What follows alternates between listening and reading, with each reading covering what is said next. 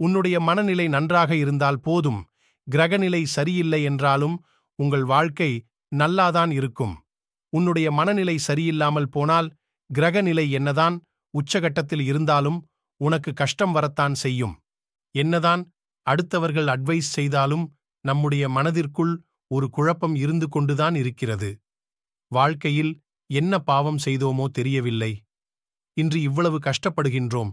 இந்த கஷ்டத்திற்கு ஏதாவது தீர்வு கிடைக்க வழி உண்டா? அதுவும் ஆன்மீக ரீதியாக கர்ம வினைகளை, நம்மை துரத்தும் கஷ்டங்களை குறைக்கும் சுலபமான ஒரு பரிகாரம் உங்களுக்காக. தோஷங்கள், நம்மை துரத்தும் கஷ்டங்கள், கர்ம வினைகள் எல்லாவற்றுக்கும் தீர்வை கொடுக்கக்கூடிய நாள்தான் பிரதோஷம். சிவபெருமானை நினைத்து பிரதோஷ காலத்தில் சிவன் கோவிலில் இருந்து சிவபெருமானை மனதார தரிசனம் செய்து பிரார்த்தனை வைத்தாலே நம்முடைய கர்ம வினைகள் அனைத்தும் கரைந்து போகும். இதுதான் முதல் பரிகாரம்.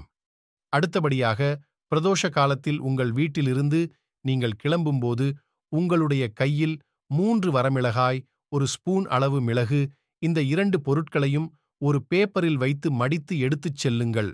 கோவிலுக்கு சென்று பின்பு அந்த பிரதோஷ காலம் முடிவதற்குள், அதாவது மாலை 4:30 மணியில் இருந்து 6 மணிக்குள் பேப்பரில் மடித்து வைத்திருக்கும் இந்த 2 பொருள்களையும் உங்கள் உள்ளங்கையில் எடுத்து வைத்துக் கொள்ளுங்கள். நந்திக்கு அருகில் செல்லுங்கள்.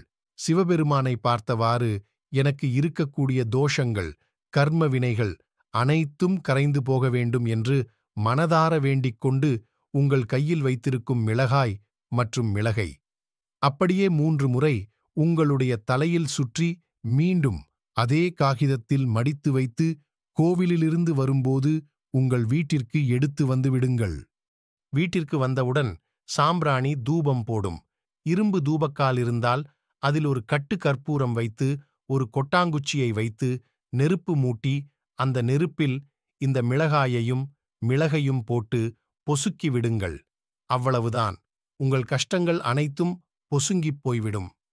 அறிந்தும் அறியாமலும் செய்த பாவ புண்ணிய கணக்குகளுக்கு ஒரு வழியாக ஒரு தீர்வினை அந்த ஆண்டவன் கொடுப்பான். பரிகாரத்தின் மூலம் நமக்கு வரக்கூடிய கஷ்டங்கள் குறைக்கப்படும். பாவம் செய்துவிட்டு பரிகாரத்தையும் தேடக்கூடாது. பரிகாரத்தை செய்துவிட்டு பாவ செயல்களிலும் ஈடுபடக்கூடாது. அறியாமல் செய்த பாவத்திற்கு வருத்தப்பட்டு மன்னிப்பு கேட்டு பரிகாரத்தை தேடிக் கொள்கின்றோம். இந்த மனநிறைவு நம்முடைய வாழ்க்கையில் நேர்மறை ஆற்றலை, நல்லதை கொடுக்கத் தொடங்கும். வரக்கூடிய கஷ்டங்களும் பெரிய பாதிப்பை கொடுக்காது. நம்பிக்கை உள்ளவர்கள் நம்பிக்கையோடு பரிகாரத்தை செய்யுங்கள். பரிகாரத்துடன் சேர்ந்து உங்களால் முடிந்தவரை இயலாதவர்களுக்கு உதவி செய்து வரும் பட்சத்தில் கர்ம வினைகளையும் கஷ்டங்களையும் நினைத்து நீங்கள் ஒருபோதும் கவலைப்பட வேண்டாம். உங்கள் கஷ்டத்தை அந்த ஆண்டவன் பார்த்துக் கொள்வான்.